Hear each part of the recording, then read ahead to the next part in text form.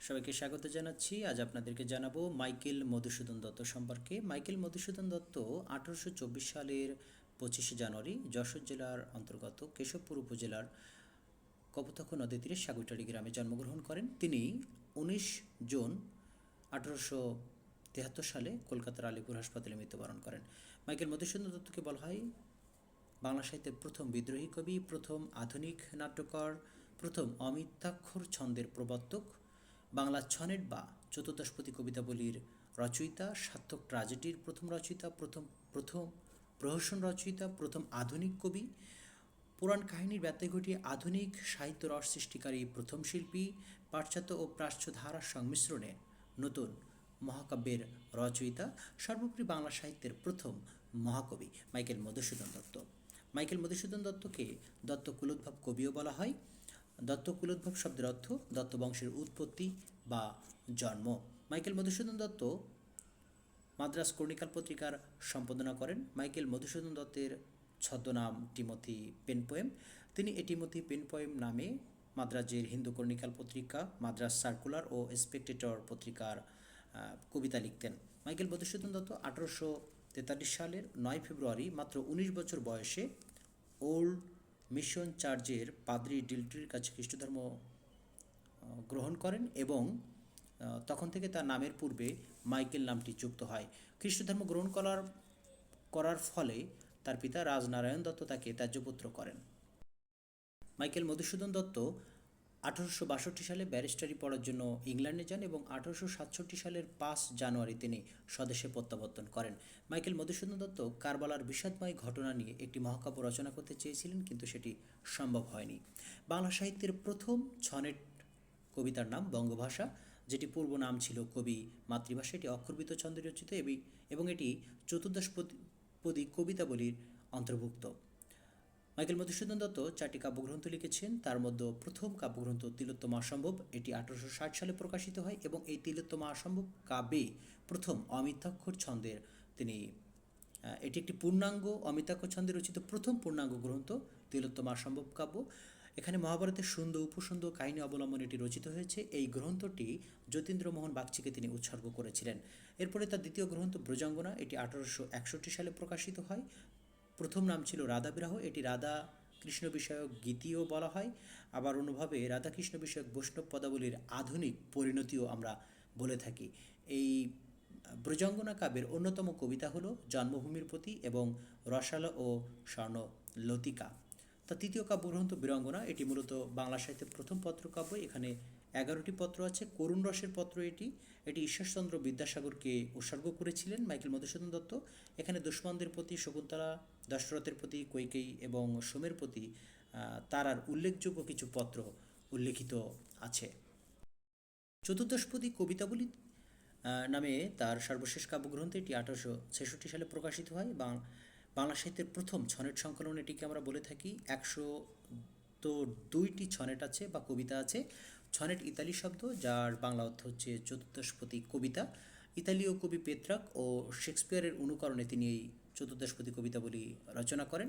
এখানে অন্যতম কবিতা বঙ্গভাষা, কপোতাক্ষ নদ, আশা, বঙ্গদেশে, এক মানবন্ধুর উপলক্ষে, এগুলো। মাইকেল মধুসূদন দত্ত শুধু কাব্যগ্রন্থই লিখে থেমে যাননি, তিনি নাটকও লিখেছেন। তার প্রথম নাটক শর্মিষ্ঠা, যেটি 1859 সালে প্রকাশিত হয়, এটি মূলত 1858 সালে কলকাতার পাইকপাড়ার রাজাদের অনুপ্রেরণায় বেলগাছিয়া নাট্য থিয়েটারের জন্য মূলত তিনি এটি রচনা করেন। মহাভারতের দেবযানী যযাতি উপাখ্যান অবলম্বনে তিনি এই শর্মিষ্ঠা নাটকটি রচনা করেন। মাইকেল মধুসূদন দত্তের প্রথম এবং প্রকাশিত প্রথম বাংলা গ্রন্থ এই শর্মিষ্ঠা, এটি মহাকবি কালিদাসকে তিনি উৎসর্গ করেছিলেন। এখানে অন্যতম চরিত্র যযাতি, দেবযানী, শর্মিষ্ঠা, তারপরে আছে মাধব্য, পূর্ণিমা, রাজমন্ত্রী। তার দ্বিতীয় নাটক পদ্মাবতী, যেটি 1860 সালে প্রকাশিত হয়। বাংলা সাহিত্যের প্রথম সার্থক কমেডি পদ্মাবতী নাটকের দ্বিতীয় অঙ্কের দ্বিতীয় গর্ভাঙ্কে প্রথম অমিত্যাক্ষর ছন্দের ব্যবহার করেছিলেন। আর যদি প্রথম পূর্ণাঙ্গ গ্রন্থ হিসেবে অমিত্যাক্ষর ছন্দ হয় তাহলে সেটা হবে তিলোত্তমা সম্ভব। এখানে বলে রাখি, পদ্মাবতী কাব্যটি মূলত তিনি গ্রিক পুরাণের অ্যাপল অফ ডিসকর্ড অবলম্বনে তিনি রচনা করেছেন। এখানে গ্রিক পুরাণের যে চরিত্রগুলো ছিল জুনো, প্যালেস এবং ভেনাস, সেটি রূপান্তর করে বাংলায় নিয়েছে শচী, মুর্জা এবং রতি নামের যে চরিত্র সেটি।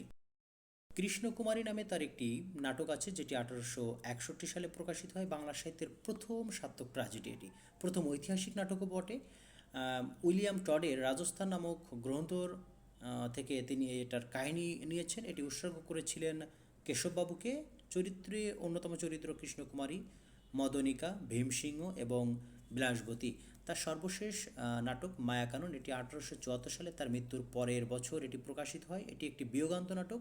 বেঙ্গল থিয়েটারের কর্ণধার শরৎচন্দ্র ঘোষের অনুরোধে তিনি এই নাটকটি রচনা শুরু করেন, কিন্তু তিনি শেষ করতে পারেননি। তার আগে তিনি মৃত্যুবরণ করেন এবং এই নাটকটি পরবর্তীতে ভুবনচন্দ্র মুখোপাধ্যায় সমাপ্ত করেন এবং তার মৃত্যুর পরের বছর অর্থাৎ 1874 সালে এটি প্রকাশ করেন।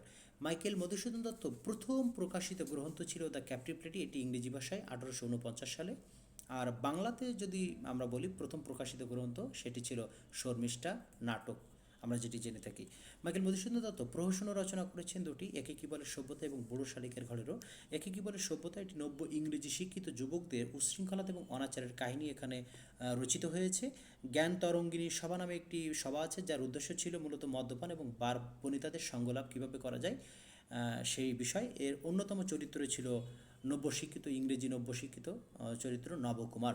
এরপরে আছে বুড়ো শালিকের ঘাড়ে রো, এটি 1859 সালে প্রকাশিত হয়। বাংলা সাহিত্যের প্রথম প্রহসন যেটি আমরা বলে থাকি। এর প্রথম নাম ছিল ভগ্ন শিব মন্দির। আর একটা লম্পট জমিদারের কাহিনী মূলত এখানে নিয়ে আসা হয়েছে। চরিত্র বুড়ো জমিদার ভক্তপ্রসাদ বাবু, হানিফ এবং হানিফের স্ত্রী ফাতেমা। বাংলা সাহিত্যের প্রথম পাশ্চাত্য ধারা তথা ইংরেজি ফার্স এর বৈশিষ্ট্য ও গুণ সমন্বিত একটি প্রহসন এটি।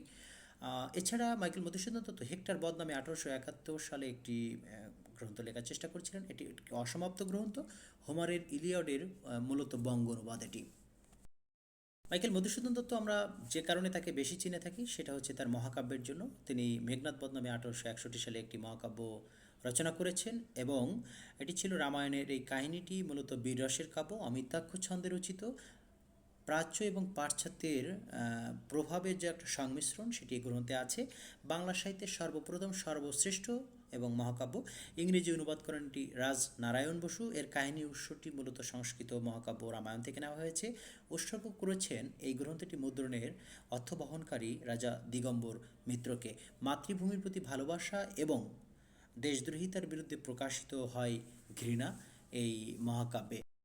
মূলত 1858 সালে সিপাহী বিপ্লবের স্বাধীনতার মন্ত্রে উজ্জীবিত হয়ে রাবণকে নায়ক এবং রামকে খলনায়ক হিসেবে মাইকেল মধুসূদন দত্ত উপস্থাপন করেছেন এই মেঘনাদ বধ কাব্যে। 3 দিন ও 2 রাত 3 দিন এবং 2 রাতের ঘটনাকে কেন্দ্র করে মূলত 9টি স্বর্গে বিভক্ত হয়েছে, যার প্রথম স্বর্গ অভিষেক, দ্বিতীয় অস্ত্রলাভ, তৃতীয় সমাগম, চতুর্থ অশোভন, পঞ্চম উদ্যোগ, ষষ্ঠ বধ। এই বধ স্বর্গে মূলত মেঘনাদকে বধ করা হয়। সপ্তম শক্তি নির্ভেদ, অষ্টম প্রেতপুরী এবং সর্বশেষ নবম সংস্ক্রিয়া। অন্যতম চরিত্র রাম, রাবণ, মেঘনাদ, বিভীষণ, লক্ষণ, প্রমীলা, সীতা, এগুলো হচ্ছে অন্যতম চরিত্র। আমরা যদি মেঘনাদ বধের কাহিনীর ঘন ঘটাতে যাই, সেখানে দেখতে পাবো যে মেঘনাদ বধ যখন লঙ্কানগরীতে যায় এই রামরা, তখন এই লঙ্কানগরীর 4টা দিক থেকে তারা প্রবেশ করার জন্য যায় এবং এই 4টা দিক ছিল পূর্ব, পশ্চিম, উত্তর, দক্ষিণ। এবং সেখানে যারা সিপাহী মানে প্রধান সেনাপতি হিসেবে দায়িত্ব পালন করছিলেন, সেই সময় আমরা এই পৌরাণিক কাহিনীতে দেখতে পাই পূর্ব দ্বারের দায়িত্বে ছিলেন মহাবীর নীল, দক্ষিণ দ্বারে ছিল অঙ্গদ, উত্তর দ্বারে ছিল রাজা সুগ্রীব এবং পশ্চিমে রামচন্দ্র নিজেই দায়িত্বে ছিলেন। মাইকেল মধুসূদন দত্ত সম্পর্কে মোটামুটি এ পর্যন্তই। আশা করছি আপনাদের কাজে লাগবে। ভালো থাকবেন, ধন্যবাদ।